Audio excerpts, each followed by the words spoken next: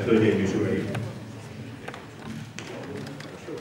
Tisztelt Hölgyeim és uraim! Nagy tisztelettel köszöntök mindenkit a mai délutánon.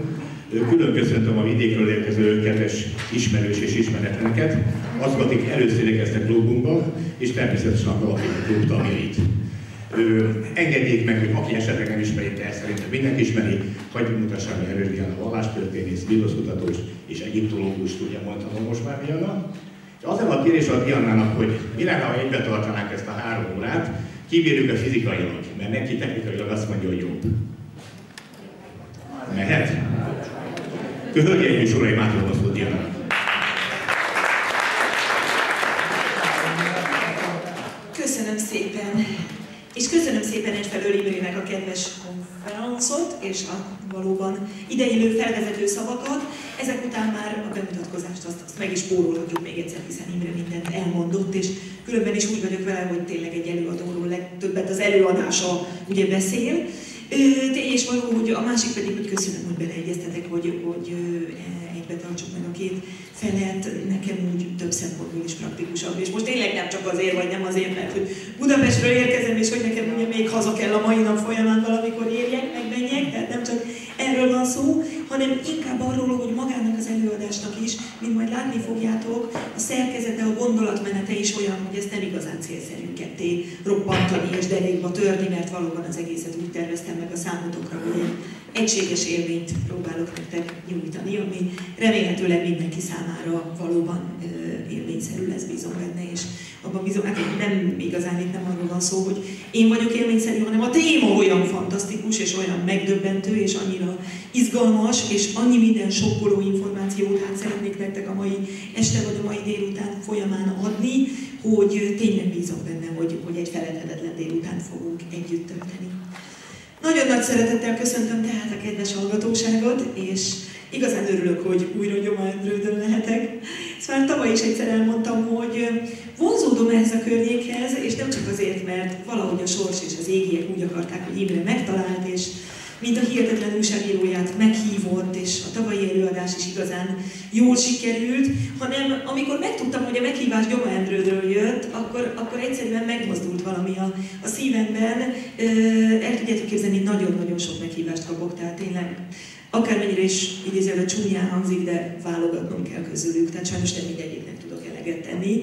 De amikor meghallottam, hogy Gyoma-Endrőd, és ránéztem a térképre, én azért biztos voltam benne, hogy ez biztos, hogy elfogadom, mert édesapám alföldi, mégpedig pomádi településről való, és éppen ezért én bennem az Alföld, és egyáltalán ez a környék, tényleg azt lehetne mondani, hogy olyan mélyen a szívemben van, hogy akik spirituális úton járnak, vagy hisznek az ilyesmiben, hogy csakrák, akkor azoknak nem mondok újdonságot, hogyha azt mondanám, hogy itt az Alföldre érkezvén, ahogyan megyünk az autón, és látom ezt a tájat, egyáltalán a magyar Alföldet, akkor a gyökércsakrán már elkezd vicseregni, és jelez, hogy az én őseim is itt éltek. Tehát ez hihetetlenül mélyen érint. Én Petőfivel együtt el tudom mondani azt, hogy az Alföld, hogy az nem unalmas, hogy az nem sík, hogy az egyszerűen egy csak látszólag, aki nem ismeri a szellemiségét, azt hiszi, hogy unalmas, de az nem tud semmit.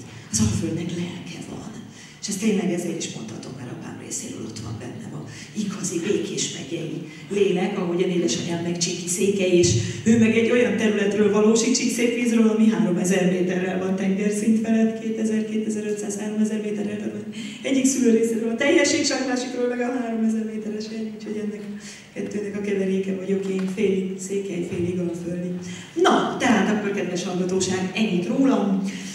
És akkor a mai alkalommal azért jöttünk össze, hogy beszéljünk egy nagyon-nagyon izgalmas témakörről, szóbeszédről, legendáról, amelyről sokan azt hiszik, hogy egyfajta városi legenda, sokan pedig úgy gondolják, hogy hát ez most tényleg egyfajta ilyen világőrület, vagy világszédület, vagy világdivat, és ez pedig nem más, mint a 2012-es évhez fűződő várakozások, elvárások, babonák, legendák. És most az a tervem, hogy ezeket fogjuk a mai alkalommal körüljárni, megnézzük, hogy egyfelől mik ezek a szóbeszédek? Miért pont 2012-höz? Miért pont az idei évhez fűződnek?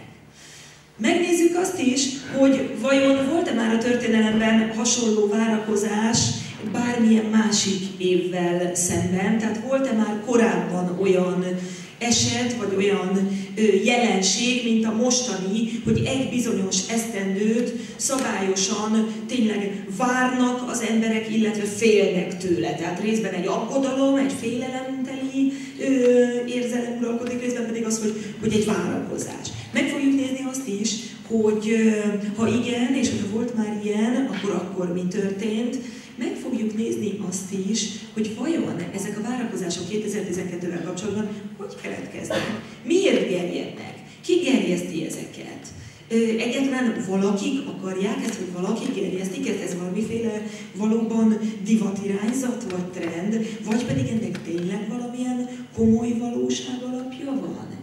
Vajon 2012 tényleg különleges? Vagy csak arról van szó, hogy ez egy ugyanolyan esztendő lenne, mint a többi, mint bármi más, csak éppenséggel véletlenszerűen ehhez az évhez fűződik egyfajta ilyen furcsa babona? Vagy pedig 2012-vel tényleg valami nincs rendjén? Tényleg valahogy ez az év más, mint a többi? Ezt is meg fogjuk nézni. Meg fogjuk nézni azt is, hogy ha más, mint a többi, 2012, akkor miben más? Miért más? Meg fogjuk nézni azt is, miért van az, hogy ezt az esztendőt nagyon sokan kapcsolják a világvége, vagy a pusztulás fogalmával. És nagyon sok az olyan legenda, olyan szóbeszéd, amely azt mondja, hogy 2012-ben, és különböző verziók vannak, hogy valami megsemmisül. Vagy azt szokták mondani, hogy az emberi civilizációnak vége lesz. Vagy azt szokták mondani, hogy a Föld semmisül meg. Mások azt mondják, hogy a világ semmisül meg. Tehát abban még csak van valamiféle ilyen megegyezés, hogy a legtöbben a 2012-t valamiféle pusztulásnak, vagy valamiféle megsemmisülésnek próbálják mutatni, de abban például már nincsen egyezés, hogy de mi semmisül meg. Minek a vége a 2012? A civilizációnak, az emberi fajnak, vagy az univerzumnak? Mert ez három különböző dolog. Tehát ezt is meg kéne nézni, hogy vajon minek lesz vége, ha egyáltalán ezt komolyan lehet venni. Megnézzük azt is, hogy vajon ezek a világvége jóslatok honnan származnak? Vajon ezeket modernkori írók találták ki, vagy netán szenzációhajhász újságírók, hogy riogassák az embereket, mert nincsen hír, és uborka szezonban jól jön egy kis világvége? Vagy pedig ezeknek tényleg van valamilyen valóság alapja? Meg fogjuk nézni azt is, hogy vajon a 2012 és az azzal kapcsolatos világvége riogatások, illetve jövendőlések, hogy vajon tényleg kizárólag a modern kor szüleményei-e, magyarán mostani emberek találták-e ki ezeket a jóslatokat, proféciákat, vagy pedig tényleg vannak-e olyan ősi jóslatok, amelyekből 2012 kiszámolható? Vajon 2012-vel kapcsolatban tényleg vannak ókori proféciák? És vajon ezek tényleg effektíve ilyen precízen megnevezik ezt az évet? Ezt is meg fogjuk nézni. Mert ugye nyilvánvalóan azt is mindenki sejti, hogy a 2012-vel kapcsolatos jóslatok akkor hitelesek, vagy akkor lehet őket komolyan venni, ha kiderül, hogy nem csak egyszerűen modern szerzők állítják, hogy fog valami történni, hanem hogyha találunk ilyen több ezer éves proféciákat. Ugyanúgy abban az esetben, hogyha kiderülne, hogy vannak több ezer éves proféciák, amelyek 2012-t egyértelműen megnevezik, és azt, hogy valami fog történni, akkor ezt már azért komolyabban lehetne venni, mint hogyha kiderülne, hogy ez az egész csak egy modernkori kitaláció. Tehát meg fogjuk nézni azt is, hogy vajon vannak-e ezzel kapcsolatos ősi jövendőlések, és ha igen, mely népeknél, mely kultúrákban. Azt is meg fogjuk nézni, hogy ezek az ősi jóslatok vajon mit mondanak, mit tanítanak, mi lesz 2012-ben. És igazság szerint, summa summarum, mindebből ez lesz az előadásnak a végső konklúziója, hogy együtt gondolkodva megpróbáljuk kitalálni, és idézőjelben megjósolni, hogy valóban mi várható ebben az esztendőben. Valóban mire számíthatunk. Mire számíthat az emberiség, mire számíthat az egyén, és mire számíthat Magyarország. Tehát ezt is mind meg fogjuk nézni. Tehát ez egy nagyon-nagyon izgalmas együttgondolkodás lesz, igaz? Hiszen hát előttünk áll ez az esztendő, és hát nem hiszem, hogy lenne olyan ember akár a teremben, akár a földön, akit ne érdekelne, hogy mi fog történni vele. Hiszen ez a téma tényleg olyan, ami mindenkit érint. Tehát ez alól nem lehet kibújni. Vannak olyan előadás témák, amelyekre valaki esetleg azt mondja, hogy hát az engem úgyse érint közelről. De ez, hogy mi fog történni ebben az évben, vége lesz a világnak vagy sem, hát ez aztán tényleg egy olyan kérdés, amelyre valaki akármilyen közönyös típus, akkor sem mondhatja azt, hogy nem érdekel, hiszen hát bocsánat, azért valaki akármennyire begubódzó életet él, azért az, hogyha netán megsemmisül a világ körülötte, az csak észreveszi. Tehát azért nyilvánvalóan ez alól nem lehet kibújni, vagy elmenekülni. Jó, ennyi tehát erről, az előadás erről fog szólni, látni fogjuk, hogy igazából mi várható 2012-ben, mire számítható 2012-ben, mire készüljünk ebben az esztendőben, mi következik. És azért azt a címet adtam ennek az előadásnak, hogy 2012 világvége, avagy globális megújulás. Mert igazából, és ez már a 2012-ben kapcsolatos szóbeszédeknek az egyik legfontosabb része, vagy a legfontosabb eleme, hogy azt fogjuk látni, hogy 2012-t egy globális várakozás övezi. Az egész világon minden országban, különösen spirituális körökben úgy tudják, hogy ebben az évben valami nagy esemény vagy eseménysorozat fog történni, amely az egész emberiséget érinti. Tehát ezt világszerte így mondják és így tudják. Na most igen ám, csak azzal kapcsolatban, hogy ez micsoda lesz, nagyjából kétféle típusú szóbeszéd, pletyka, legenda terjeng, és azt fogjuk látni, hogy míg az egyik nagyon pesszimista, a másik nagyon optimista. Meg fogjuk nézni, hogy vajon az igazság melyik mellett van. Tehát igen, valóban azt látjuk, hogy a különböző szóbeszédek 2012 kapcsán egyik típusa, az azokat a szóbeszédeket tartalmazza, ez az a csoport, amelyekben hát olyan pletykák, legendák, szóbeszédek tartalmaznak, amelyek egyértelműen azt mondják, hogy 2012-ben megsemmisül minden. Tehát világvége lesz. És akkor tulajdonképpen tényleg ide tartoznak azok a szóbeszédek, hogy elpusztul a bolygó, felrobban a világ, az ember valamilyen atomkatasztrófával vagy nukleáris katasztrófával kiírtja önmagát, vagy kirobban a harmadik világháború, ledobják az atombombát és mindenki elpusztul. Tehát magyarán egy ilyen kollektív apokalipszist, egy ilyen Armageddont mutatnak, valóban egy olyat, hogy és akkor a különböző spirituális szerzők ezt próbálják minél szaftosabban és minél szörnyebben és minél horrorisztikusabban és érzékletesebben tálalni. Valóban úgy, hogy lassan már a hollywoodi katasztrófa forgatókönyvek színvonalán érezzük magunkat, vagy azt mondják, hogy világégés, és ott elég minden. Vagy azt mondják, hogy vízözön, vagy azt mondják, hogy jégkorszak jön, és akkor azt mondják, hogy iszonyatos tél lesz, mindenki meg fog fagyni, vagy éppen ellenkezőleg a globális felmelegedéssel riogatnak, és akkor azt mondják, hogy éppenséget meg fognak sülni, vagy elolvadnak a jéghegyek északon, beleolvadnak a tengerbe, megemelkednek a tengerszintek, jönnek a cunamik, lesöpörnek minden város, és akkor tényleg különböző ilyen apokaliptikus képek. Hollywood erre nagyon rásegít, már több filmben rásegített, ezt biztosan láttátok. Imádják az olyan drámai látványokat, amikor a New York-i szabadságszobornak szegénynek csak a feje teteje látszik ki a vízből, vagy a nem tudom miből, trutyiból, amiben így elmerül az egész világ. Tehát borzasztóan szeretik az ilyen hatásosnak szánt jeleneteket, és ezzel tényleg azt lehetne mondani, hogy ezt a világvége érzést, vagy világvége elvárást ők is gerjesztik, hát persze jól felfogott anyagi érdekből gerjesztik, mert hát ezeket a filmeket az emberek megnézik. Általában mindenki szeret borzongani, és azt a témát, hogy fú, mindenki el fog pusztulni, az érdekes, sok embernek kimondottan egy ilyen fura mazochista, borzongató élvezetet ad. Felmerül a kérdés, hogy miért ilyen népszerűek ezek a szörnyű forgatókönyvek, hogy elpusztul mindenki.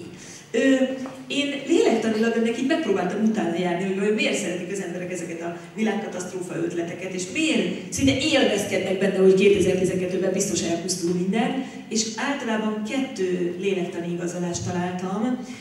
Sok esetben azt látom, hogy az emberek egy részében egy kicsit ez ilyen idézőjelben ilyen káröröm jellegű, hogy legalább a gazdagok és a világ hatalmasai és elitje is ugyanúgy el fog pusztulni, mert hát ez egy kicsit olyan, a kollektív pusztulásban egyenlő lesz szegény és gazdag. Elvégre egy világbéke, vagy egy világpusztulás idején, vagy egy világháború idején, vagy az egész emberiséget kiírtó iszonyatos tél, vagy iszonyatos vízözön idején, ha belegondolunk, akkor abból ugyanúgy részesül mondjuk az aluljáróban alvó ember is, és Bill Gates is mondjuk. Tehát magyarán ez sokaknak egyfajta tényleg egy kicsit ilyen lélektani megelégedést, vagy elégtételt jelent, hogy hát legalább ebben már végre lesz egy kis idézőjelben igazságosság, vagy egyenlőség.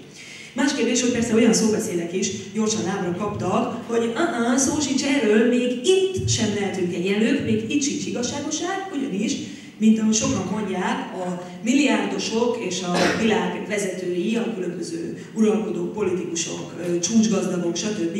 Állítólag már előre megvásárolták maguknak a különböző föld alatti atombiztos bunkereket, mondják, hogy egész luxus kolóniák vannak földük gyomrában, amikben a gazdagok előkészítették magukat a 2012-es katasztrófa utára. Mások szerint a tenger alá fognak leköltözni ilyen buborék városokban, ilyen átlátszó üvegfalú világokban, ahová generátorok pumpálják be az oxigént. Egész komoly, tényleg ilyen sci-fi jellegű ötleteket adnak. Ismét mások azt mondják, hogy a gazdagok ki fogják lőni magukat a világűrbe, és ilyen űrvárosokban fognak lakni. Nem fokozom tovább a két. Tény és való, hogy sokan azt mondják, hogy világvége lesz, és a világvége mindenkit magával sorol. Miért szeretik az emberek, vagy miért kapják fel szinte egy ilyen furcsa örömmel ezt, hogy világvége lesz? A másik ok, az a bűntudat. Az emberiségben én érzek egy mély bűntudatot, mert azt is mindenki tudva, tudatlanul, kimondva, kimondatlanul, ha más nem tudat alatt érzi, hogy bolygónk haldoklásának és valóban veszélyes helyzetbe kerülésünknek az ember az oka. Tehát magyarán az emberiségben van egy olyan fajta kettős érzés, hogy tudja, hogy végtelen önzése és kényelmessége miatt a találmányok, a képesítések, az ipari forradalom az már nem lehet megállítani. Tehát már valóban olyan sodró lendülettel fejlődik a tudomány és a technika, hogy a tegnap vásárolt számítógépet gyakorlatilag ma viheted a kukába. Tehát ezt már leállítani nem lehet. De az emberben ez egy mély és sokszor nem tudatos zsigeri bűntudatot is okoz. Valahol mindenki érzi, hogy amikor szinte lép egyet, vagy beül az autójába, akkor már egy sebet üt földanyán. Tehát valahol mindenki érzi, hogy ő is hozzájárult ahhoz, hogy beteg a föld. És valahol mindenki azt is érzi, hogy igazság szerint nem csak a föld beteg, de vele együtt maga az ember is. Nézzük végig az emberiségen. Nézzük végig, hogy néz ki a bolygónk. Gondoljunk bele, a világ egyik fele gyakorlatilag belefullad a túltermelésbe és a gazdagságba, és valóban a túlköltekezési láz, már lassan a vásárlási betegség, vagy a plázapszichózis vesz erőt egyes országokban az embereken, és abba betegednek bele, hogy annyi, például tegyük fel, ruhája vagy cipője van, hogy hisztérikusan nem tudja eldönteni, hogy melyiket vegye fel aznap, és ezen úgy kikészül, hogy pszichológushoz kell fordulnia. Tehát gyakorlatilag a világ egyik fele ilyen állapotban van. A világ másik fele, a szó szoros értelmében véve, nemhogy éhezik, de nyomorog. Nem, hogy ember alatti vagy embertelen, de olyan körülmények között élnek emberek a világ másik pontjain, hogy a világnak az előbbi pontjain a teknős béka vagy az aranyhörcsög hozzájuk képest luxus körülmények között él. Tehát ma egy olyan világot élünk, ahol jobb egyes emberek kutyájának lenni, mert azt a kutyát luxuskivitelben készített kutyaolban tartják, biztos olvas mindenki ilyen nevetséges híreket, különböző hírességet luxuselebeiről, mint másik országban embernek lenni. Döbbenetes. Na most ez hogy tulajdonképpen a rendelkezésre álló javak, mert valljuk be, hogy bolygónkon a javak korlátozottan állnak rendelkezésre. Ugye nincs végtelen energiaforrás. Minden, ami van, étel, víz, levegő, energiahordozó, bármi, abból van egy bizonyos mennyiség, amelyre hát ugye van 7 milliárd ember, ezt valahogy el kellene osztani. Na most valljuk be, hogy az elosztás az jelen pillanatban van a lehető legigazságtalanabb és a legpocsékabb. Tehát ez semmiképpen nem úgy van elosztva, hogy nagyjából mindenhol ugyanannyi jusson, hanem a földi javak körülbelül 99%-át kiszámították közgazdászok, hogy a földi javak kb. 99%-át effektíve az emberiség körülbelül 0,1%-a kezében összpontosul. A többi 99,8% osztozik a megmaradt 1% jövedelmen, illetve erőforráson. Gondoljunk bele, mit tett az ember magával, és mit tett velünk a harácsolás. Döbbenetes. És ugye a gazdag társadalmak, a fejlett országok boldogok. Boldoggá tette őket az, hogy fogyasztói társadalom, és hogy bemész egy boltba, és bemész egy plázába, bemész egy üzletbe, és ugyanabból az árucikkből vehetsz 10 féle vagy 50 féle márkát. Nem. Megvizsgálták egyébként, hogy hol van a legtöbb pszichotikus beteg, hol van a legtöbb öngyilkosság, hol van a legtöbb depressziós kezelés, hol van a legtöbb burnout szindróma, tehát kiégettség. Általában megfigyelték és csináltak is egy ilyen pszichózis térképet. Könnyű kitalálni egyébként, hogy melyik országban dolgozik a legtöbb pszichiáter, és az Egyesült Államok, Amerika. Így van. Bolygónk legfejlettebb országa, egyben bolygónk legbetegebb országa is. És azt is viszonylag egyszerű kitalálni, hogy megnézték, hogy hol a legnagyobb az elégedettség és a boldogság és a béke, hol van a legkevesebb szükség pszichiáterre, hol élnek az emberek a legtökéletesebb harmóniában önmagukkal. Körülbelül olyan országokat találtak, többet, de az országok között fel volt sorolva érdekes módon Banglades, India, Kambodzsa, fel volt sorolva a Fülöp-szigetek, fel volt sorolva Új-Zéland is, ezen kívül Japán, Tibet, és jó pár afrikai ország és iszlám országok is, többek között Irán. Érdekes egyébként megfigyelni valóban, hogy a lesajnált, lekezelt, kigúnyolt harmadik világbeli országok 100-szor egészségesebbek, mint a világ csendőrét játszó Amerika.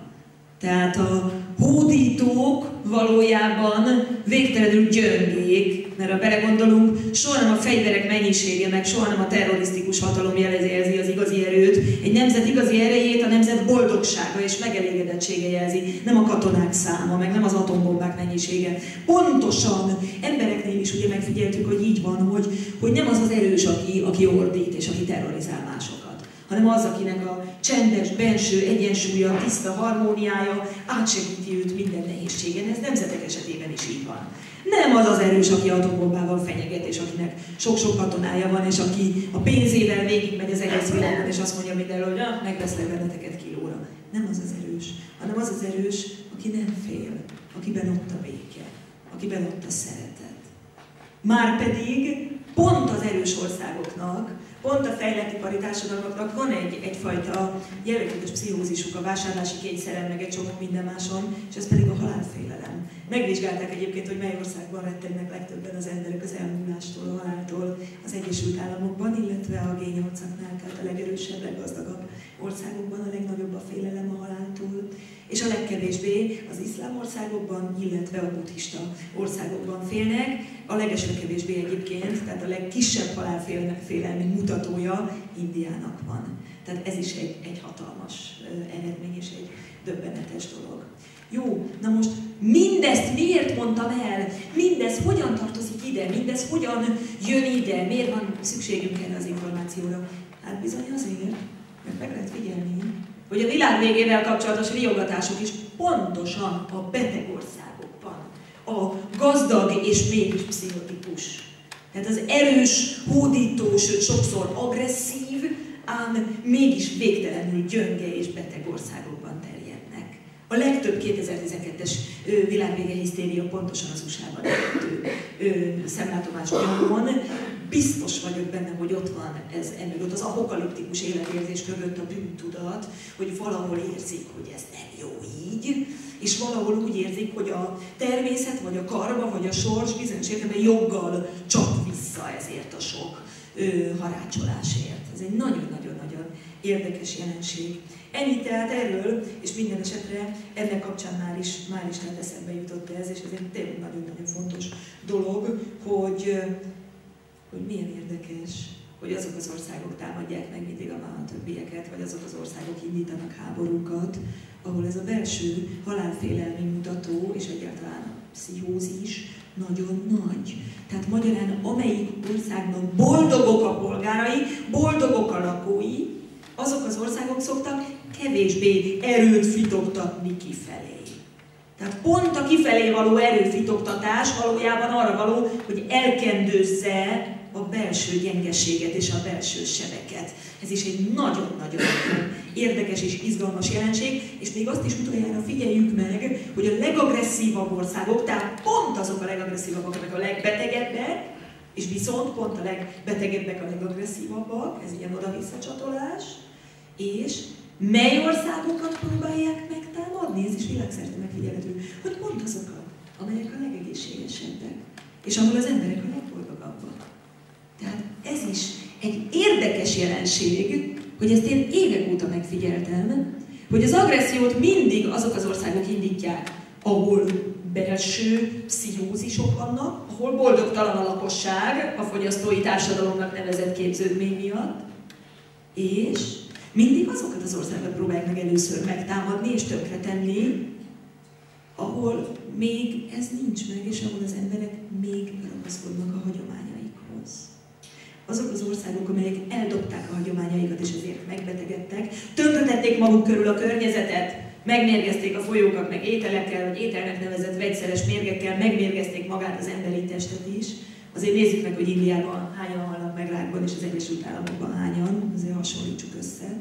Szóval magyarán az idézőjelben fejlett országok, én nem tudom milyen jogon nevezik magukat annak, mert én csöppet sem tartom ezeket az országokat fejletnek, minden esetre tendenciózusan szeretik a saját maguk betegségével megfertőzni azokat az országokat, amelyek még boldogok. Feltörögetik a hagyományukhoz ragaszkodó országokat, csak hogy ott is épüljenek gyorsan McDonald's-ek, hadd ne legyenek már azok az országok olyan szabadok és olyan boldogok.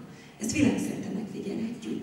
És nem csak Amerikát postorozom ezzel, mert máshonnan is jön az agresszió, több helyről látjuk, hogy terjed, de szinte mindenhol ezt lehet látni.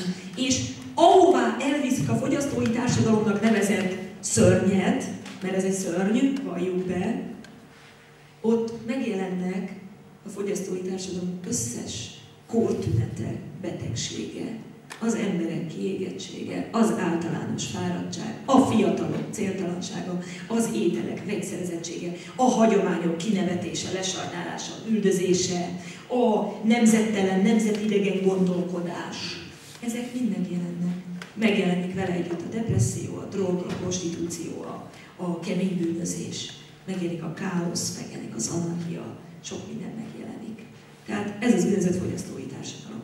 Igazság szerint én máig azt mondom, hogy a 2012-vel kapcsolatos félelmeket és világvége riogatásokat a fogyasztói társadalom generálja, mert egyszerűen így tudja levezetni magában a fogyasztói társadalom embere azt a belső frusztrációt, hogy tudja, hogy ő neki azon az áron van dobozos étele, meg a világ másik felén összekészített vagy összevart ruhája, hogy közben tönkre megy a bolygó.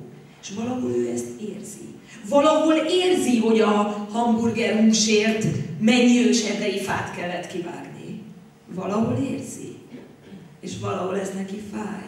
Valahol érzi, hogy a laptopját hiába dobja ki annak idején, ha már megunta és vesz helyette egy újabbat, vagy pénze lesz arra, hogy egy modernebb verziót vegyen. Még hogyha a veszélyes hulladék nevű vagy feliratú gyűjtőbe rakja a laptopot, akkor is azt földön soha nem fogja megemészteni. A bor radioaktív hulladék válik. És ezt az emberek érzik. Érzik, hogy baj van. Ennyit telt 2012 lélektani alapjáról. És akkor most térjünk rá. Tehát gyakorlatilag van ez az egyik típusú babona, szóbeszéd, a világvége riogatás. Tűzözön, vízözön, különböző verzió, hogy miféle módon jön a világvége. Ezzel kapcsolatban millió spirituális és egyéb ezoterikus könyvet, kiadványt, előadást hallgathattatok, olvashattatok. Ezek általában a maja jóslatokra hivatkoznak. Tehát ezek a világvége riogatások egyfajta pánikkeltés jellegűen megpróbálják ezt azzal igazolni, hogy azért lesz biztosan a világvége, mert hogy vannak ezek az úgynevezett maja proféciák, és azt szokták mondani, hogy a maja naptár az 2012. december 21-én véget ér, és hogy ez azt jelenteni, hogy nincs tovább, megszűnik a világ, mert hogy nem számol tovább a maja naptár. Ugye ez a szóbeszéd terjedt el. És akkor döbbenetes, de tényleg Amerikában, meg Nyugat-Európában is erre a világvége ötletre hatalmas pánikkeltő hadjárat megy. Persze mondanom sem kell, hogy nagyon sokan hiéna módon megpróbálnak ezen meggazdagodni, és megpróbálnak tényleg az emberek hiszékenységének és félelmének a vámszedőiként ezen anyagi hasznot húzni. Dél-Franciaországban például van egy hegy, ahová ugye fűződik egy ilyen állítólagos babona, és az a babona lényege, hogy ez a Provence-i hegy, ennek az lenne lényeg, hogy olyan energiája van, hogy a világ vége ezt nem fogja érinteni. Tehát ha elpusztul a Föld, és mindenhol elpusztul az emberiség, egyedül ezen a hegyen, mint valami Araráton a Noé bárkája, ezen az egy hegyen életben lehet maradni. Ide nem jut el az atomsugár, ide semmi nem jut el, itt túlélik.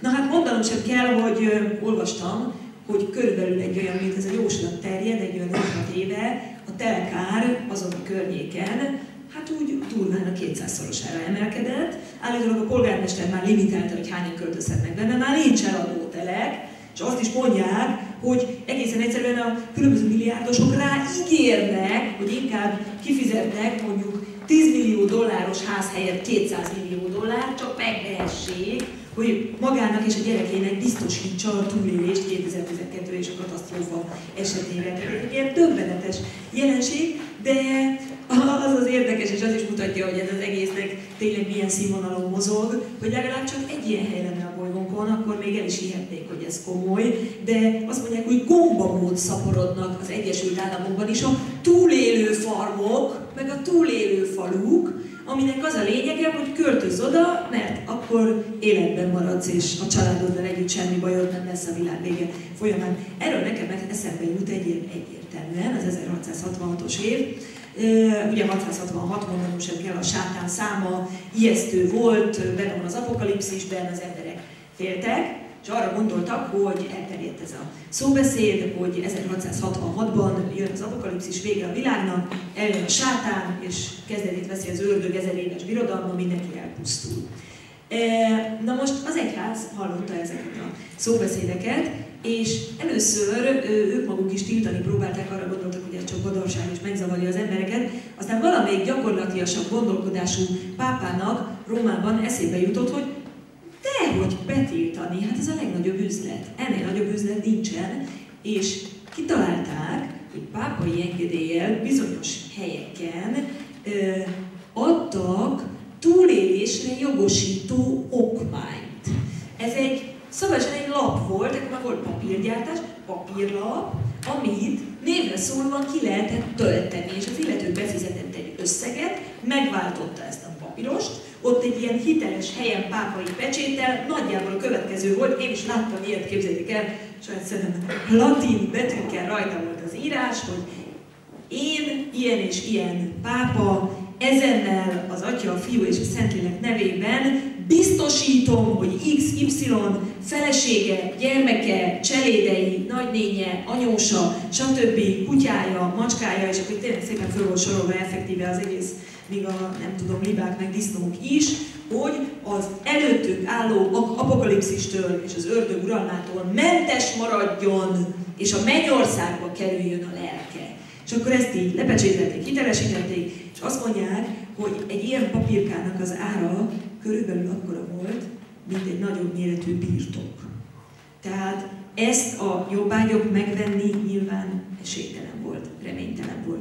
Kb. Árérték arányban vagy viszonylatban annyi volt egy ilyen túlélő cédulának az ára, mint mondjuk most egy űrturista útnak, vagy egy űrsétának körülbelül. Tehát a korabeli felső 10 000 krémje azokból is a leggazdagabbak engedhették meg maguknak, de ők a királyok, meg a hercegek, a fejdelmek átva vettek ilyen túlélő cédulát. Aztán jött 1666, természetesen nem történt semmi, a túlélő cédula elértéktelenedett, azok pedig, akik mondják, hogy néhányan, akik nem voltak annyira gazdagok, eladták az összes birtokukat csak, hogy egy ilyen túlélő cédulát vegyenek. És inkább koldusbotra juttatták magukat és a családjukat csak, hogy ne halljanak meg a világvége folyamán. Hát azok tényleg úgymond szívhatták a fogukat 1666 után, mert nem történt semmi.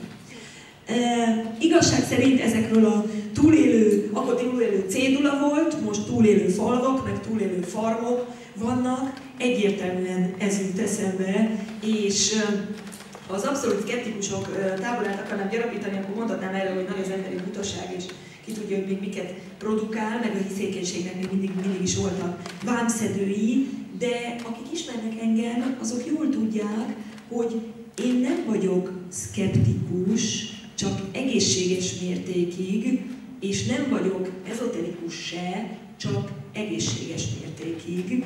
Én inkább a lövészárkok betemetője, meg a szintézis csináló típus vagyok, és az is szeretnék lenni. Én nem vagyok se gurú, se táltos, se proféta, se semmi ilyesmi. Én egy vallástörténész kutató vagyok, aki egészen egyszerűen, mivel komolyan veszi a mítoszokat és az ősi hagyományokat, ezért a mai Magyarországon a materialista, ateista szemléletű hivatalos tudományban nem fér bele, és így kerülök spirituális körökbe. De valójában én tudós vagyok, valójában én valláskutató volnék, a mítoszokkal foglalkozom, viszont én is való, hogy hát nyitott vagyok mindenre. Hát én az a típus vagyok, aki vallja tényleg tudósként, mindig ez volt az egyik arcpoétikám, hogy az univerzum végtelen térben és időben nekünk, a mi kis földi 70-80 évünk alatt, hogy lenne arra bármilyen érkezésünk, bármilyen jogunk, hogy bármire is azt mondjuk, hogy az lehetetlen. Még csak azért is, vagy már csak azért, mert a történelemben hányszor derült ki az, hogy még valami esetleg hihetetlen, az nem azt jelenti, hogy lehetetlen is. Tehát a hihetetlen és a lehetetlen az két különböző dolog. Ez a történelemben sokszor ugye megvalósult. Hányszor mondta a tudomány valamit, vagy hányszor hirdetett a tudomány valamit 100% biztosra. És hányszor mondták a tudósok azt, hogy na, ez most már biztos, hogy elértük az emberi tudás végső határát, és nincs tovább. És mindig kiderült, hogy van tovább. Vagy hányszor fordult elő az, hogy egy elmélet tuti biztosnak számított. És mégis mindig megcáfolták, és mégis mindig kiderült, hogy van annál az elméletnél jobb és precízebb elmélet is. Tehát ez mindig is így volt. Éppen ezért, mivel hát előttem még ott van az, és szinte a fülembe cseng, ahogy az 1770-es években még az oxfordi fizika professzor, a legtekintélyesebb korabeli tudós nyomatékosan kijelenti egy kongresszuson, hogy lassan itt lenne az idő, hogy valóban elmegyógyintézetbe zárják azokat a futóbolondokat, akik mindenféle a madarakhoz hasonlóan repülő, fémből készült járművekről fantáziálnak, hogy ilyet fogunk készíteni a jövőben, mert ez ostobaság lévén a fizika alapvető törvényével ellentmondásba kerül, tudniillik a newtoni gravitáció elvével, és azzal, hogy levegőnél nehezebb tárgy nem repülhet. Na most gondoljunk bele, hogy ma milyen jót derülünk a korabeli fizika professzornak a komoly, súlyos, tekintélyes állításán, és ma már ugye ez, hát így persze, hogy mi már tudjuk, hogy mi történt, és mi már tudjuk, hogy tele van repülőgéppel az égbolt, ugye így könnyű nevetni, de vajon akkor, ha a kortársai vagyunk, nevettünk volna rajta? Hát nem biztos. Szóval ebbe kell bele gondolni, hogy ami ma komoly tudománynak tűnik, és amit ma a tudósok 1000%-ra mondanak, úgyhogy az holtbiztos, hát akkor is holtbiztosra mondták, hogy soha nem lesz repülőgép, és tessék, van. Na hát akkor ez lesz a sorsa csomó elméletnek is, ami most még biztos. Ez lesz a sorsa a darwinizmusnak.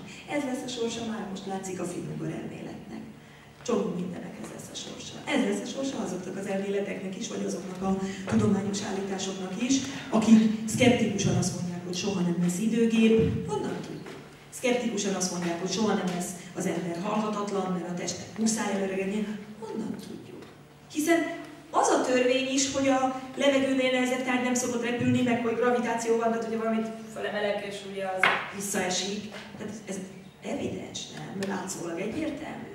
Mégis le lehet győzni a gravitációt. Az is evidensnek tűnik, hogy az ember haladó. Ki tudja? Mire mondhatjuk, hogy lehetetlen? Nos, ezért nem vagyok én a hivatalos tudományban, és ezért nem is vagyok hajlandó soha a hivatalos tudománynak eladni magamat, vagy tolni a szekerüket, mert én azt vallom, hogy a tudomány addig tudomány, amíg a gondolat szabad. Mihez bármilyen dogma, vagy bármilyen kalitka korlátozza a tudomány haladását, onnantól kezdve már nem tudományról beszélünk, hanem diktatúráról, és jelen pillanatban a magyar tudományos életben még mindig ez a helyzet. Hogy aki nem fér bele az előre gyártott tudományos sablonokba, aki nem szolgálja azt az előre legyártott elméletet, amit az öreg professzor bácsik neki előírnak, akkor az lázadó, rebellis, és kitudják a tudományvilágából. Nos, én többek között alföldi kunősök miatt is, és azokkal megáldva, megverve, boldogan vagyok rebellis, többek között azért is, mert valóban az őseim szinte minden parasztlázadásban, meg effélében bennem voltak. Tény és való, kedves tanítványok, hogy mindez elvezet bennünket fokozatosan és egyértelműen egy odáig, hogy tehát nem mondom, hogy minden 2012-vel kapcsolatos híradás, jóslat biztos, hogy marhaság, biztos, hogy kitalálás, biztos, hogy babona, de valljuk be, hogy a világ végével való riogatásokban több az üzlet, mint a valódi szándék, és nagyon sokszor tényleg azt látjuk, hogy pánikkeltés jellegűen meg akarják ijeszteni az embereket. Sokszor azt látjuk, hogy hát a franciaországi telkek esetében nyilvánvaló a pánikkeltés oka, célja, anyagiak, üzlet, egyértelmű. Bizonyos ezoterikus kiadóknál megint csak egyértelmű, hogy miért reklámozzák a világvégés könyveket, mert hogy hát az emberek ugye el akarják olvasni, hogy mi lesz velem, és hogy hát abból ki tudom okumulálni, hogy túlélem, mert mégse, és azért nyilvánvalóan megveszi a könyvet. Tehát van, ahol üzleti érdekek vannak ezzel kapcsolatban, hogy érdekből terjesztik a világ végét, de sokszor meg tényleg azt lehet látni, hogy akár még rossz indulatból is terjesztik a világ vége babonát, mert néhányszor azt látom, hogy a világ vége babonát, vagy azt, hogy 2012-ben elpusztul az emberiség, sokszor olyan körök is terjesztik, akiknek érdeke az, hogy az emberek féljenek. Tehát bizonyos körök azt akarják, hogy az emberek többsége ne érezze magát biztonságban. Ez egy tendencia, ezt is érezni szoktam, ezért szeretik például a nagyon negatív híreket minden újságíró rögtön felkapja, míg a nagyon pozitív, örömteli híreket sokkal kevésbé mondják be a médiumokban. Ezt is ugye biztos, hogy megfigyeltétek.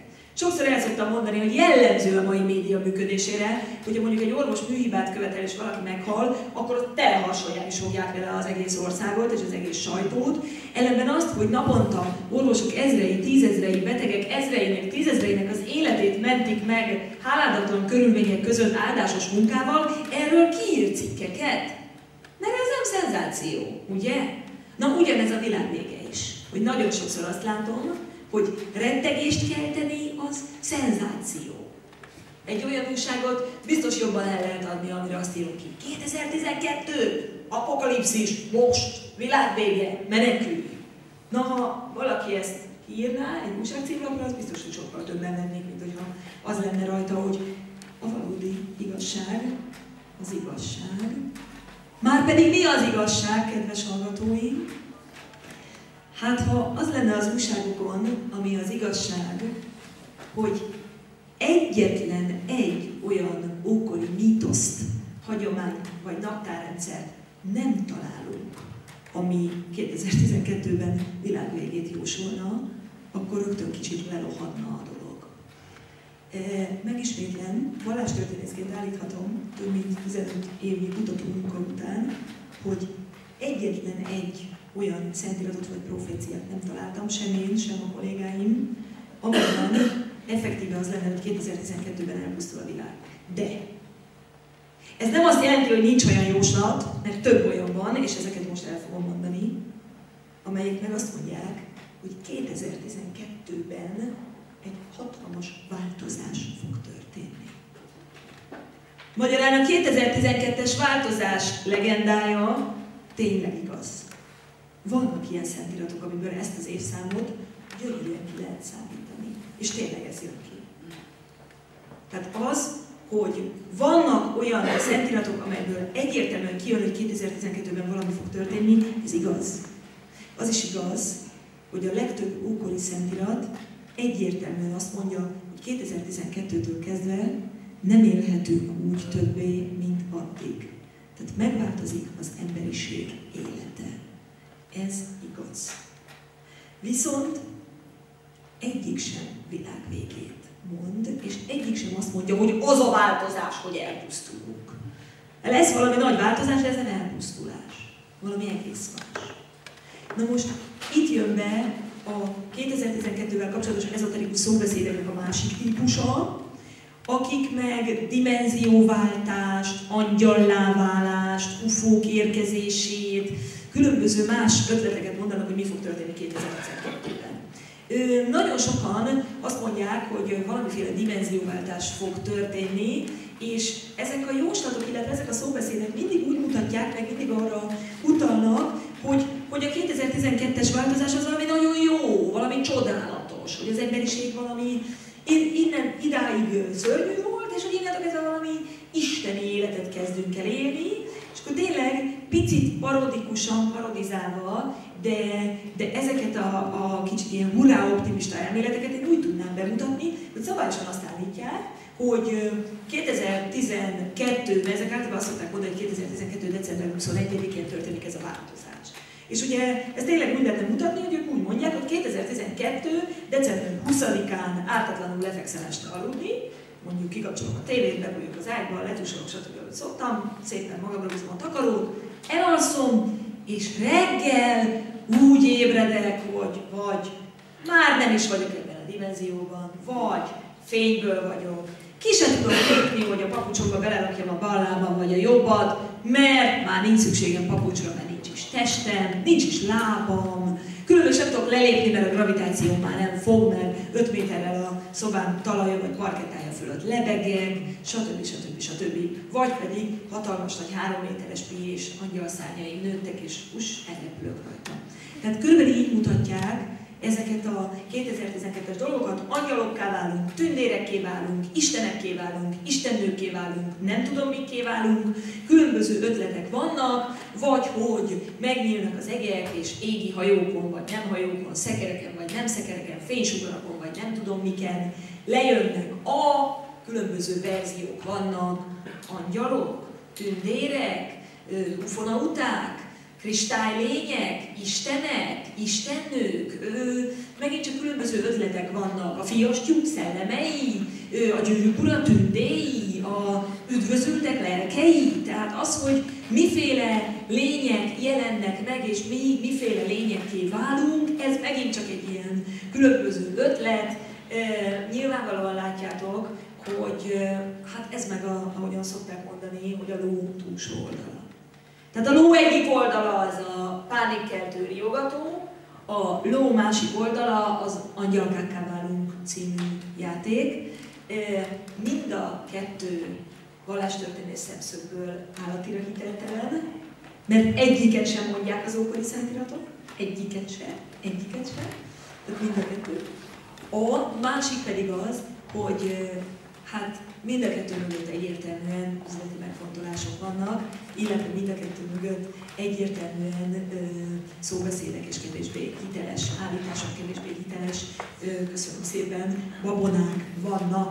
Jó, tény és való, kedves hallgatóság, hogy nagyjából így lehetne összefoglalni a 2012-ben kapcsolatos babonák, szóbeszédek csokrait, és így lehet őket tényleg ilyen módon csokorba szedni, és akkor most lássuk, hogy mi a valóság, illetve mit mondanak az ókori szentiratok. Gondolom mindenkit ez érdekel. Sokkal izgalmasabb nem, hogy az ókori anyagok mit mondanak, semmit, hogy a mai ezoterikus kiadványok mit mondanak. Ennyit mindenképpen jegyezzünk meg az egészből, hogy sem világvége, sem angyalkává-válás nem szerepel az ókori szövegekben.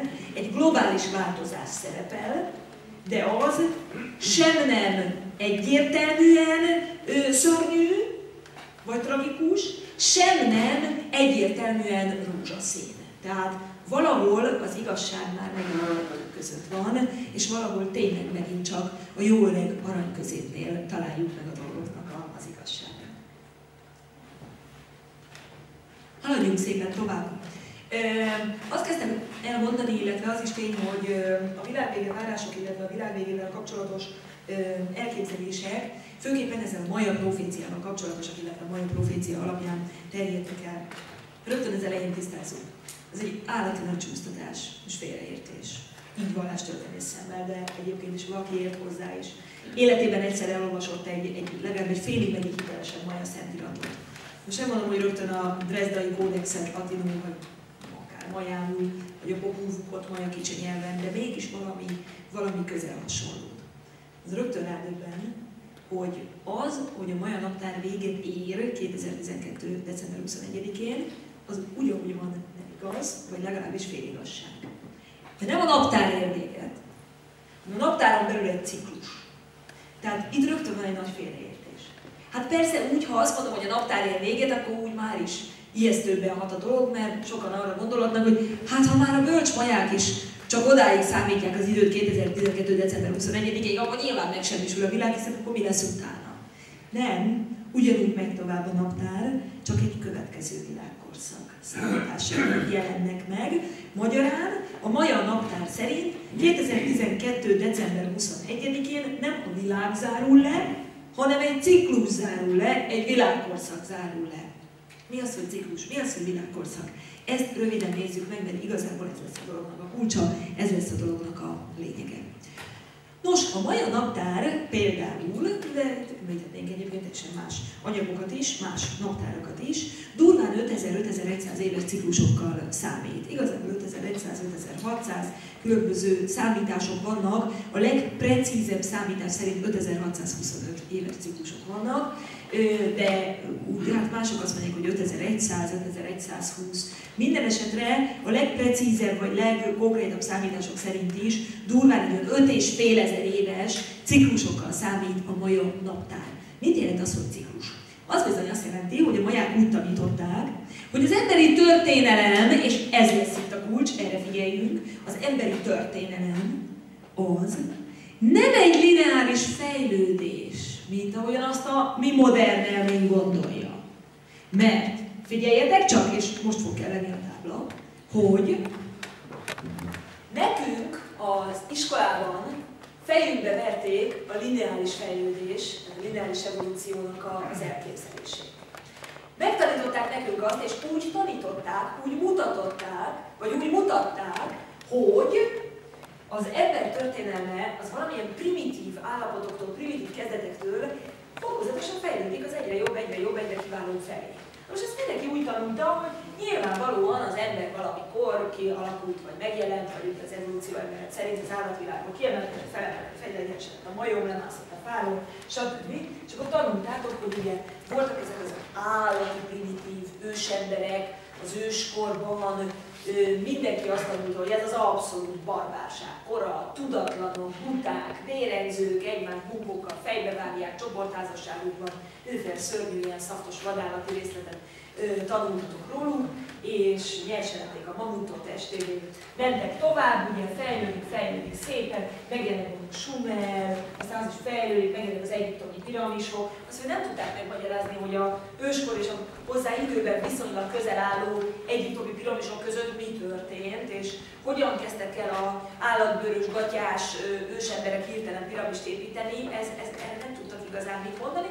Ezt úgy elkenték, hogy a kettő között, hát biztos megtanulták, hogy rájöttek, hogy mindegy, nem baj. Tehát ezt így vették, hogy ezt inkább valahogy mismásolni kell, és akkor ugye, akkor abban még bele sem gondoltak, hogy amikor 1987-ben egy amerikai-japán expedíció úgy dönt, hogy a Keops piramist rekonstruálja, és a mai technikával megpróbálták ezt a piramist létrehozni, képzeljék el, a piramis alapjáért nem jutottak el.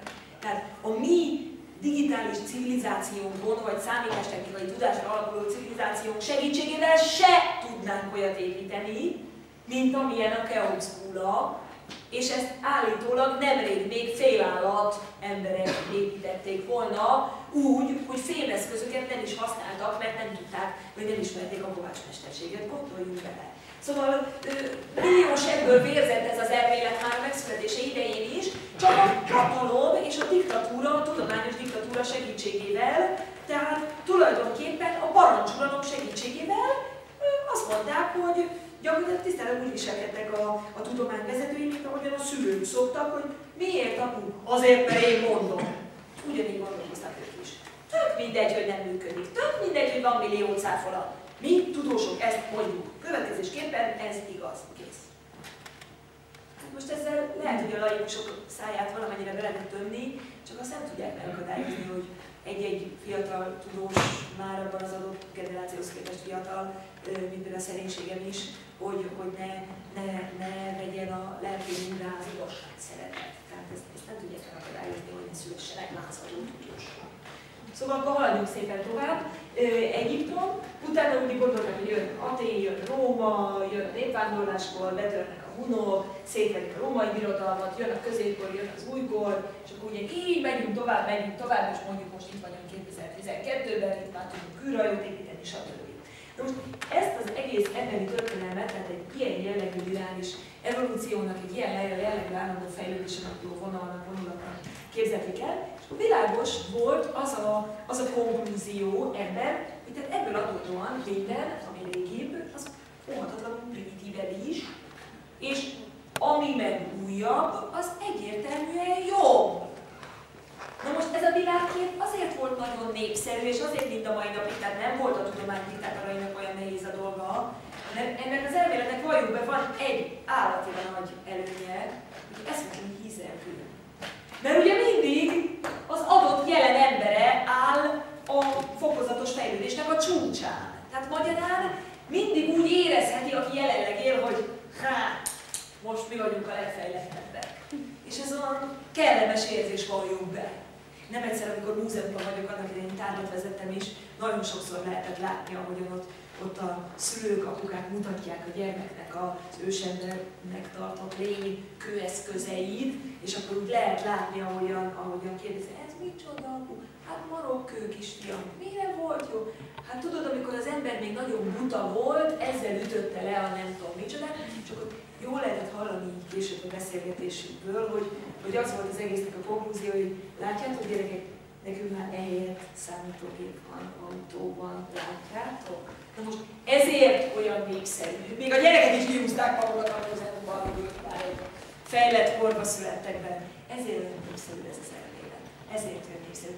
Na most ezzel ellentétben a maják teljesen máshogy gondolkoztak, és mindjárt látni fogjuk, nem csak a maják, hanem általában véve az ősi kultúrát, nem tudom, ezt esetleg törölni valamiben? Vagy azt most nem? Hát akkor nem baj, marad a táblán, legfőjebb, bár azzal meg az, hogy csak szétmaszatolom, de nem probléma. Tény és való, mert most nem állunk meg, tény és való, hogy a maja kultúrában és a maja hagyományban és egyáltalán az ősi világképekben egyértelműen próbáljuk meg nektek, köszönöm, ha egyáltalán lehet, és nem is annyira vészesen maszakos. Azt hittem, hogy egy csúnya kék paca fog mindentől kezdve köszönöm a táblán. Szóval, olyan szemben, hogy jó, hogy köszönöm szépen, hogy itt letöröltek, de ez mindegy szimbolikusan jelzi, hogy hová való a lineáris evolúció világképe. Tehát mintegy Imre elvégezte azt a szimbolikus letörlést, ami hamarosan valóban nem ártana véghez vinni, és ez analógiás mágia vagy voodoo szemszögből az, hogy ő most letörölte nyilvánosság előtt, az lehetséges, hogy egy kis löketet, hogy a valóságban is tűnjön már végre el, de nem ártana neki. Tény és való, hogy ezzel ellentétben érdekes, hogy az ókori elméletek, azok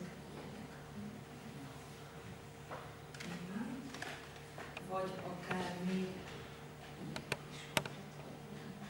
mind a kettő, tehát spirális, mind a kettő igaz, tehát szemben azzal, hogy a modern elképzelés, hogy állandóan fejlődünk, az ősi kultúrák azt mondták, hogy fejlődünk, visszafejlődünk, megint fejlődünk, visszafejlődünk, zuhanunk, egy katasztrófa véget ver, aztán megint kifejlődünk, aztán megint elérünk egy csúcsot, aztán megint hanyatlunk. Tehát egy ilyen állandó gyűrűs visszatéréses spirális menetet képzeltek el a lineáris evolúció elmélet helyett. Tehát ez is egy nagyon érdekes jelenség.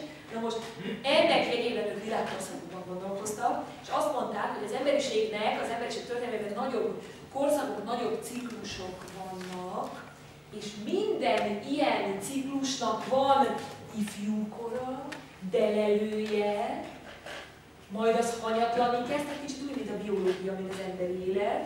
Ahogy az természetes, hogy nekünk van ilyen nemzési pillanatunk, születésünk, gyermekkorunk, kamaszkorunk, az élet felnőtt kora utána, majd a hanyatló végén, az aggasján végén a halál. Ugyanilyen módon az ókoriak úgy gondolták, hogy nem csak az élőlényeknek, a koroknak is ugyanúgy vannak korai. A korszakoknak is, és a civilizációknak is van gyerekkora, felnőtt kora, hanyatlása, aggastyánkora és halála. És érdekes, hogy az ókori tanítások több emberiségről beszélnek. És azt mondják, hogy az emberiség, mint olyan, sokkal régebb óta él ezen a bolygón, volna.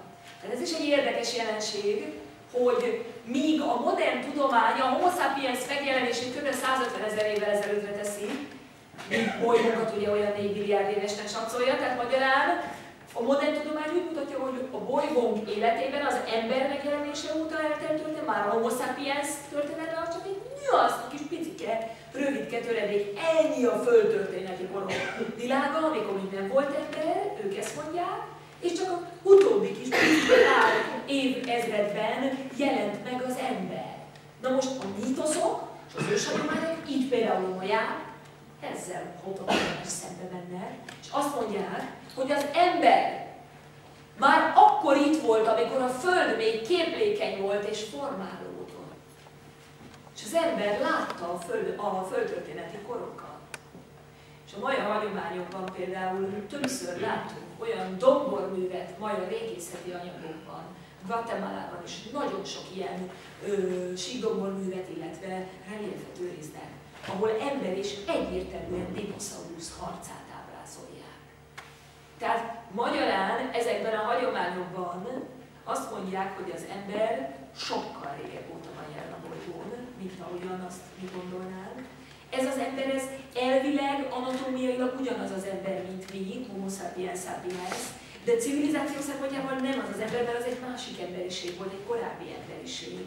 És a mítoszok azt mondják, hogy ilyen jellegű fejlődési fokozatokra, mint amik például mi most is vagyunk, és állati büszkék vagyunk rá, az emberiség már jó párszor elért. És már jó párszor épített ilyen gépeket. És már jó párszor szembesült a környezetszennyezéssel. És már jó párszor kipusztította önmagát. Túlélők mindig akartak. Azok mindig tovább vitték az élet csíráját. De több olyan mítosz azt mondja, hogy van, amely azt mondja, hogy az ember néha kiirtotta magát. Sőt, volt olyan mítosz, amely azt mondja, hogy két embercsoport a végén összeveszett háborúztak, és ledobtak egy-egy égő csillagot a másikra, és ahol az lezuhant, ott többé nem nőtt föl, és az állatvilág is elpusztult, sőt a tengerbe is beledobtak egyet, és éppen ezért nem voltak többé halak. Tehát magyarán a mítoszok azt mondják, nem csak magát, hanem az egész földi életet volt olyan időszak, hogy az ember megsemmisítette. Mindannyiszor vagy túlélők maradtak mégis, föld alatt például, vagy barlangokban, vagy csomó mítoszban úgy van, hogy az égből megint lejöttek az istenek, és csillogó hajókon újra hoztak embereket és állatokat. Magyarán a hagyományok azt mondják, hogy visszatelepítették más bolygókról az embert, illetve a Földön élő fajokat. Ez egy döbbenetes jelenség. És a maja hagyomány azt mondja, hogy az ember történelmében 5 korszak váltogatta egymást folyamatosan. És ez az 5 korszak nagyjából a következő. Az egyik első, vagy inkább így mondanám az elsők közül, ami történelmikor már, az úgynevezett tűzemberkora, ők ezt a kortát a tűzzel jelképezik, és azt mondják, hogy a tűzember világában, tehát ez szó szerint minden tűzből van, ugyanolyan homo sapiensek, mint mi, csak azt jelenti, hogy a tűz, az a gondolkodás, a szellem jelképeit, hogy az emberi kultúra, az emberi civilizáció nagyon magas rendű, nagyon tökéletes, nagyon tiszta. Ez a tűz emberkora. A következő a levegő vagy szél ember, ez már alantasabb, ez már egy kicsit nem ér el olyan színvonalat, mint a tűzember civilizációja, tehát ugye azt mondanák, hogy itt van a tűzemberé, itt van a szélemberé, majd ez is hanyatlani kezd, elpusztul, ahogy a tűzember és hanyatlott, elpusztul, átveszi a szélember, hanyatlik, elpusztul, és mindegyik kb. 5625 év.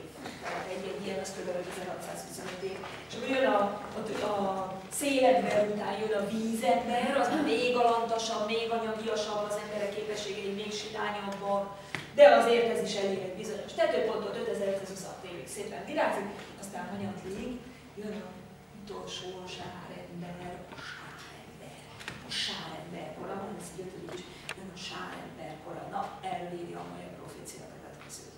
A sárember korának a jellemzői. Az ember elveszti a kapcsolatot az univerzummal, megtagadja az isteneket, többé nem gondol a benne lévő fényre. Semmi más nem érdekli, írják a mai proféciák, a sárembert, tehát ennek a meglehetősen materialista civilizációnak az emberét, a homo sapiensét, mint a puszta létfenntartás és fajfenntartás. Evés, ivás, szex, élvezkedés, pénzszerzés, ez nagyjából a sárembernek a kulcsszava, és csak ez érteti. Leírják a mai proféciák, hogy a sárember korát sok háború, sok gyilkosság, a gyűlölet tombolása, az agresszió, a harácsolás jellemzi, és azt is tényleg döbbenetes szavakkal írják le, hogy a sáremberek gyakorlatilag eszemben veszélyesek az állatvilágra és egyáltalán a földre, a bolygóra, pusztítják az állatokat, írtják az őserdőt, elmérgezik a folyókat, mérget öntenek a tengerekbe, miatta kipusztulnak a halak. Tehát egy borzalmas pusztítás visz végbe a sárember, aki ő maga is beteg, retteg a haláltól, rövid életű, az ősökhöz képest korcs, silány, jelleme is éppen eléggé silány és alantas. A maják eléggé tényleg ilyen megszégyenítően írják le, hogy a sárember korában a gyávaság, a szószegés, a hamisság olyannyira globálisan elterjedt, hogy szó szerint így mondja, hogy a királyokban sem lehet megbízni, a vezetők is vagy gonosztevők, vagy gyilkosok, vagy zsarnokok, vagy tolvajok, vagy mindegyik egyszerre. Döbbenetes módon él az ember és a sárember végtelenül szenved.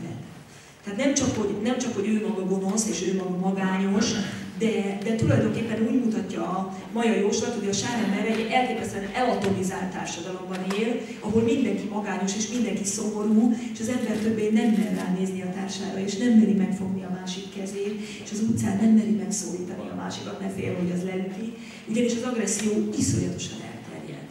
Apokaliptikus szavakkal mondja a mai jóslat, hogy a sárember korában még a gyermekek is agresszívak, és még ők is szavakkal bántják egymást, és az embert szinte meg kell tanítani, hogy ne legyen számára automatikus a mások megsértése és bántalmazása. Ma, amikor világszerte kommunikációs tréningeket kell indítani azért, hogy megtanítsuk újra a fiatalokat úgy beszélni, hogy ne mondjon minden mondatával valami irdatlan udvariatlanságot, amivel halálosan beletaposhat a másik lelkébe, és nem is gondol rá, nem is veszi észre, hogy micsoda eszméletlen módon bele nyúl és a másik egóját megalázza. Egy mai korban, hát azt kell mondjam, hogy ha valaki olvassa a mai jóslatokat, akkor hátborzongatóan önmagára és a nyugati civilizációra ismer a sáremberben. Maguk a maják is egyébként úgy mondják, mert a maják gyönyörűen kiszámították. Tehát nem csak úgy fiktíven mondják ezt a 4 kort, hanem effektíve naptári dátumokkal is leírják. És egyértelműen azt mondják, hogy a sárember kora 2012. december 21-én véget ér. Magyarán ez az a bizonyos félreértett mai profécia, hogy tényleg véget ér a naptár, de nem általában a naptár, hanem a sárember naptára. És tényleg véget ér a világ, de nem a világ általában, hanem a sáremberek civilizációja. Az véget ér. Így módon, ha valaki ezt világvégének veszi, lelke rajta. Világvége ez? Hát attól függ, hogy vesszük, hogy értjük. Csak egyesek ezt direkt úgy mutatják, hogy ezt értse félre mindenki, és vegye általános világégésnek. Pedig ezt becsületesen így kellene elmondani, hogy bizony a mai naptár nem a világ megsemmisülésével, hanem egyértelműen a sárember civilizációjának a megsemmisüléséről beszél 2012. december 21-én. Felmerül a kérdés, hogy akkor mi fog történni, mi lesz a sárember után. Ezt is gyönyörűen leírja a Maja jóslat. Extatikus szavakkal mondja el, hogy ha valaki azt hinné, hogy a sárember után talán megint vízember jön és elkezdünk visszafelé menni, téved. Ha valaki azt hiszi, hogy a sárembernél rosszabb civilizáció jön, téved, mert ennél nincsen rosszabb. Ha valaki azt gondolja, hogy azért lesz szinte biztos, hogy vége a világnak, mert a sárember kiírtja a saját civilizációját, az is téved, mert az univerzum, tanították a maják, alapvetően fénytermészetű és jó, és Isten is jó, aki pedig tiszta fény. Éppen ezért a mindenség nem a pusztulás felé halad, hanem a belső mechanizmusa is a túlélést akarja. De hát akkor mi fog történni? Nem jöhet rosszabbkor, nem semmisül meg a világ, nem lesz újra visszafelé víz, szél, tűz, és még csak az se lesz, amire sokan gondoltak, hogy talán akkor visszaúrik egy új tűz korba, tűz emberbe, és akkor mondjuk sáremberből meggyógyulunk, és ismét szellemdús tűzemberekké leszünk. Nem, egy sokkal szebb folyamat kezdődik. Megjelenik az 5. ember, a fényember. Tehát a jóslat azt mondja, hogy a sárember civilizációja ezért december 21-én megkapja a kegyelemdöfést azért, hogy a teljes emberiség karmája gyakorlatilag visszarobbanjon egy még a tűz koránál is magasabb rendű világra, vagy világba, ami már nem fér a táblára, ide rajzoljon fölé, ez a fényember civilizációja. Ez a fényember kora. Viszont ami iszonyatosan fontos, a Maja jóslat azt mondja, hogy ez nem pillanatszerű. Tehát ez egy lassú fejlődés. Tehát a sárember meggyógyulása fényemberré, az tényleg egy úgynevezett evolúció. Tehát ez egy folyamat, amely bennünk van, amely lassan érik. Tehát a Maja profécia egyértelműen azt mondja, hogy 2012. december 21-én mi fog történni. Ez a kérdés egy buta kérdés, hogy mi fog történni. Megmondom, hogy mi fog történni. Kinyílik egy titkos kapu, egy szimbolikus kapu a világban, amelynek során lehetőséget kap a civilizációnk a gyógyulásra, és tulajdonképpen felajánl nekünk a gondviselés egy új békeszerződést a Földdel, egyfajta új szövetséget a kozmosszal, a mindenséggel, amelynek során végre újra visszatalálhatunk az önmagunkkal és a világgal való elveszett harmóniához. Tehát magyarán egy ősi lehetőséget nyerünk vissza, kapunk meg, és ennyiben ünnep és ennyiben különlegesség egyértelműen ez a lehetőség és ez a pillanat, de ez nem egy pillanatszerűség.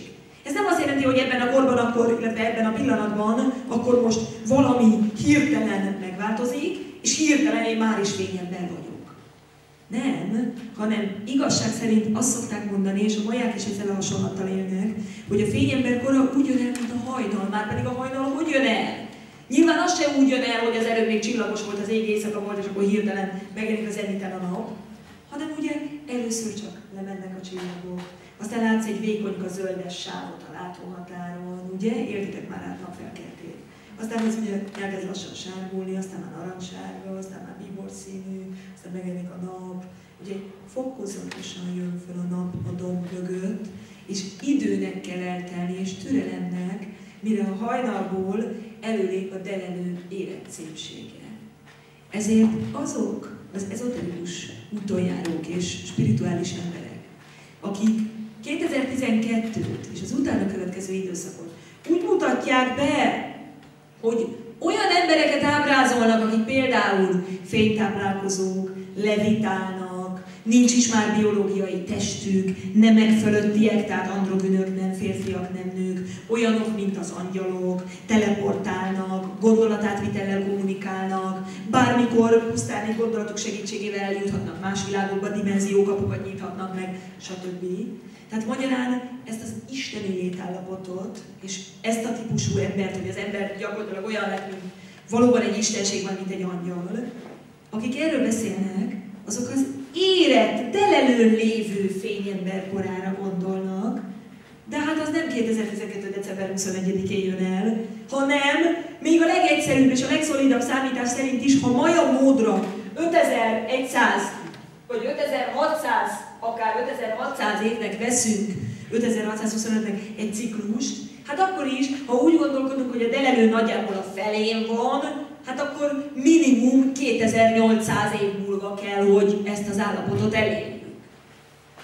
Márpedig a jóslatok egyértelműen azt mondják, hogy mi december 21-én nem egy delelőn lévő fényember korába lépünk át, hanem a fényember hajnala virrad meg nekünk, finom, lassú, eleinte még csetlő-botló lépésekkel, mint ahogy a kisgyerek se rögtön maradott fut, hanem először bicebócázik. Mi is ugyanilyen módon először megtesszük ez év december 21-én az első remegőlábú bicebóca lépést a fényember korába. Tehát ez a maja jóslat.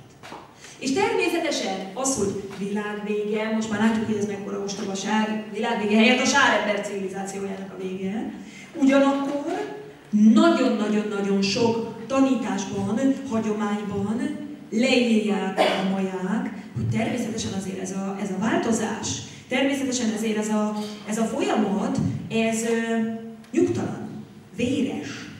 Tehát ez nem megy egy könnyen. Tehát magyarán ez egy zaklatott változás. Minden változási folyamat, ha belegondolunk, jár bökkenőkkel, fájdalmakkal, nehézségekkel. Hát ha csak erre a hasonlatra gondolunk, a szülés is ugye vajudási fájdalommal jár. Sőt, épp hogy a toló fájás kell, hogy megjelenjen, de máskor nem tudja kinyomni a gyereket.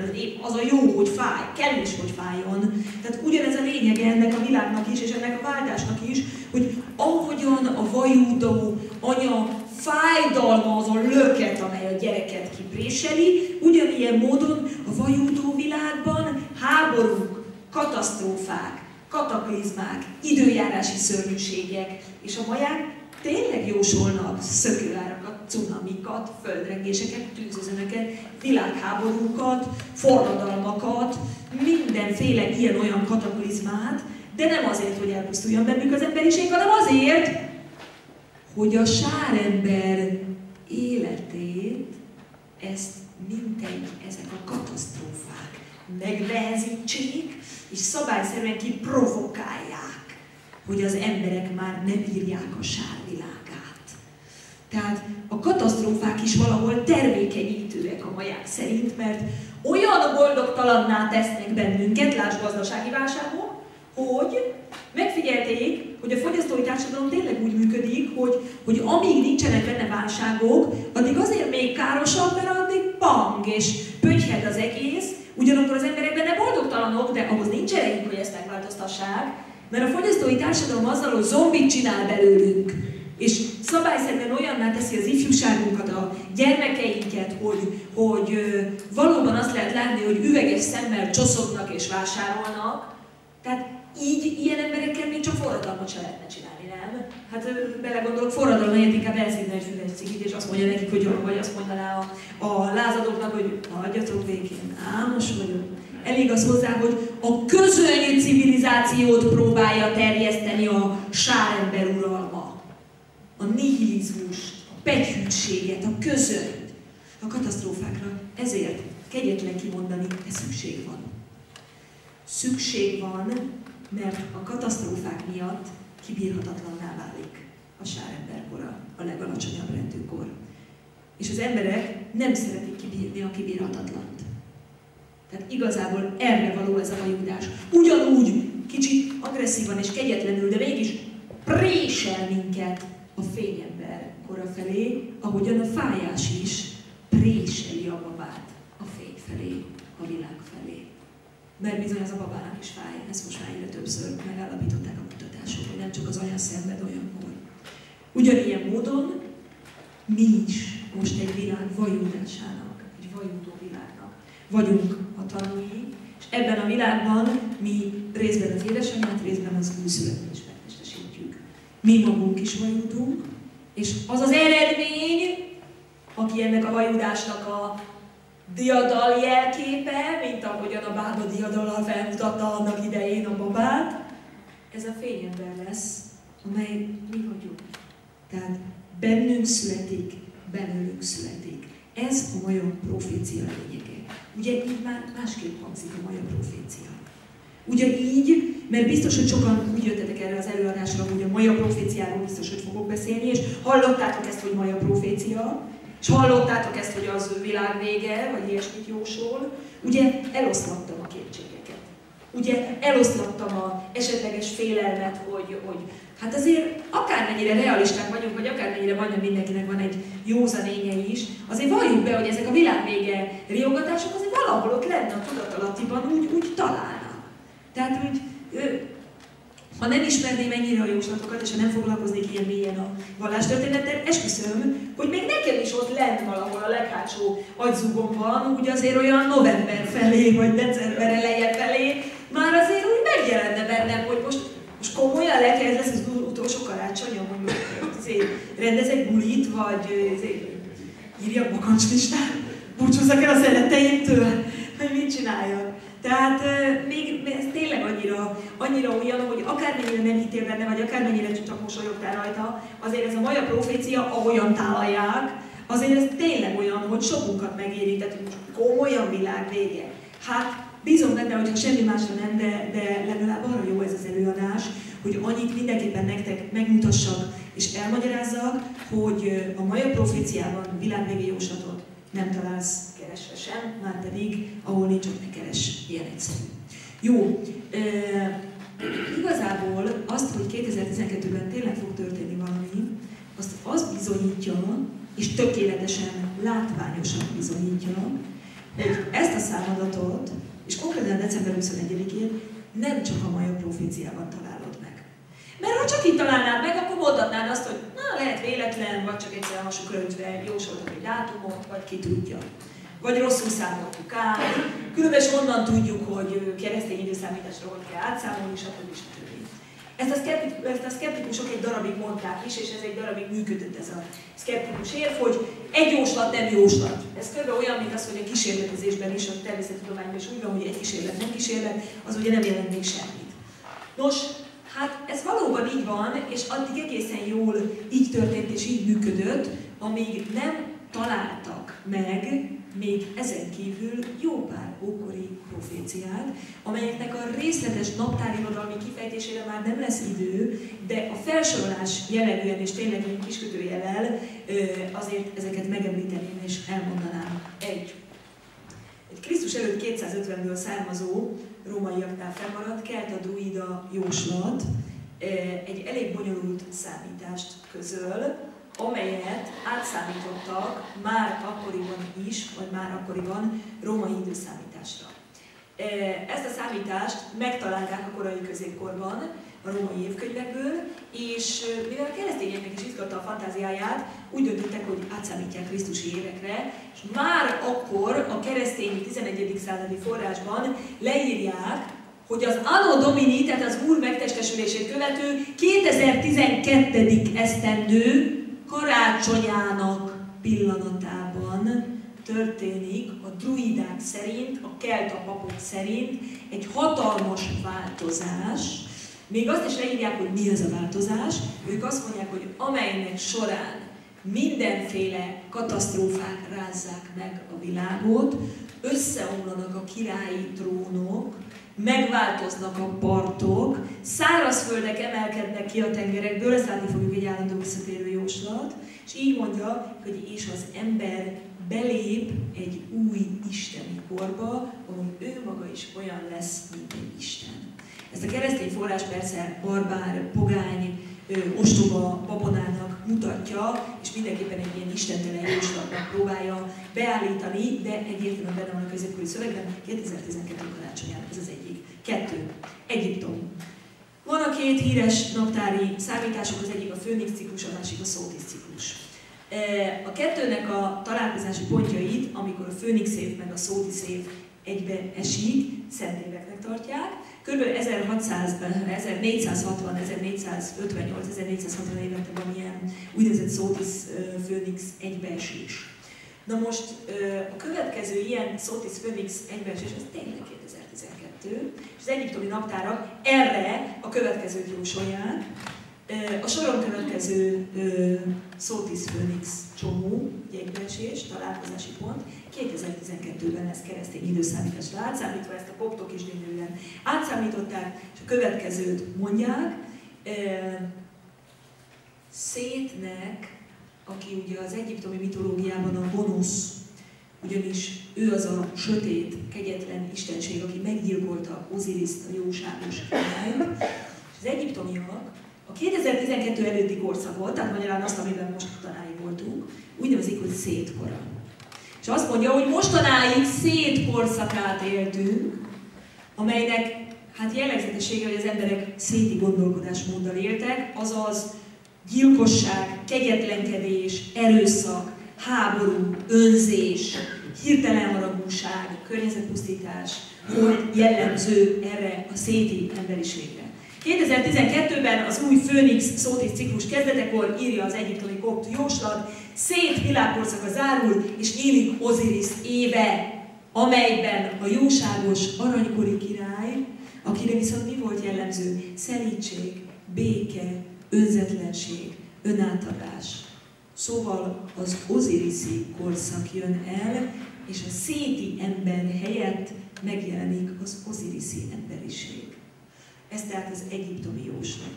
A következő. Ugyanígy 2012-re számították át azt a tibeti bön jóslatot, amely középkori forrás, 13. századi tibeti forrás szerint megjósolja a következő vaskor végét, és a következő, tehát a mostani vaskor végét, és az új aranykor születését, azaz kezdőpontját. Jó, a Vishnu Purána, az indiai szentirat, a Kali Jugát kisebb-nagyobb alegységekre osztja, és tulajdonképpen a vaskoron a Kali Jugán belül vannak valóban ilyen kisebb-nagyobb korszakok, korszakváltások. Az egyik legfontosabb korszakváltást 2012-re jósolja meg a Vishnu Purána, és egyértelműen azt mondja, hogy 2012. decemberében ő szerintük egy 3000 éves korszaknak lesz vége, amelynek során a vaskori ember és a vaskori gondolkodásmód lassan, fokozatosan visszaszorul, és átadja a helyét az aranykori emberiségnek, átadja a helyét egy boldogabb korszaknak. Na most ezt a indiai jóslatot, ezt azért emeljük ki egy picikét, mert nagyon-nagyon érdekesen és nagyon-nagyon látványosan és érzékletesen írja le a vaskort. Tehát tulajdonképpen a 2012-ig tartó korszakot, amiben értelemszerűen a jelenlegi korunk ugye benne van. Na most ők a következőképpen mutatják, úgy mutatják, hogy a vaskor neve Kali Juga. A Kali az itt nem csak Káli istennő nevét, a halálistennőjét jelenti, hanem a Kali a szanszkrit nyelven annyit jelent, hogy bűn. Tehát a Kali Juga, amiben most járunk, az a bűnkora. Na most a Kali Juga jellegzetességei a Vishnu Purána szerint a következők. Sorolom. Az ember elszakad a fénytől, nem hisz többé az istenekben, nem tart velük többé kapcsolatot. 2. Az ember azonosítja magát innentől kezdve a testével, azt hiszi, hogy nincs lelke, és hogy ő pusztán csak a földi test, és éppen ezért rettegni fog a haláltól. 3. Az ember végtelenül ragaszkodni fog a földi gyönyörökhöz, semmi más nem érdekli többé, mint a szex, a harácsolás, a mások leigázása, a pénz és a hatalom. Következő. A Kali Juga embere nem boldog. Önzésében ugyanis bizalmatlan lesz mindenkivel. Fél az emberektől. Annyira be akarja biztosítani, hogy őt ne bántsa senki, és ő biztonságban legyen, hogy ebben a biztonságvágyában elijeszti magától azokat is, akik esetleg szerethetnék. Ezért a vaskori ember, írja a Vishnu Purána, nem tud szeretni, és nem tud szeretetet adni, sem kapni. Tehát nem tudja fogadni a szeretetet, de ő se tudja árasztani, ő se tudja sugározni. Egy gyönyörű hasonlat szerint a vaskori ember élete zárokból és reteszekből és ajtókból áll. Becsuk, bezár, bereteszel mindent, még a házára is többszörös biztonsági védelmet rak, nehogy valaki őt bántsa. Valójában ezt azért csinálja, mert állatira bizalmatlan. Magából indul ki, mert ő akarna másokat bántani. Hát ugye, aki azt hiszi másról, hogy az bántani fogja, az feltétlenül azért gondolja, mert a helyében ő is bántana, nem? Akiben ott van az a tiszta bizalom, hogy miért én nem bántanálak, miért bántanál? Az nem gondolja a másikra, hogy bántani fogja. Tény és való, hogy éppen ezért, mert ez egy hasonlatnak az első része, hogy zárak, reteszek, kilincsek, pilincsek, láncok, biztosított ajtók kora, a vaskor, amelyben a vaskori ember önzésében imádja azt a szót, hogy az enyém, én, ez a kedvenc szava. A vaskori ember mantrája az az én, mondják az indiai szentiratok. Igen, az indiai szentiratok pontosan ezt mondják, hogy az aham asmi, ez a vaskori mantra. Ez azt jelenti, én vagyok, én vagyok, én vagyok. A vaskori ember ezt imádja. Nézzétek meg a reklámokat, nézzétek meg tényleg a médiának a reklámfogásait, hogy mennyire rájátszanak erre, hogy a vaskori ember egyfajta ilyen narcisztikusan, betegesen önimádó. Tehát ez a millió ilyen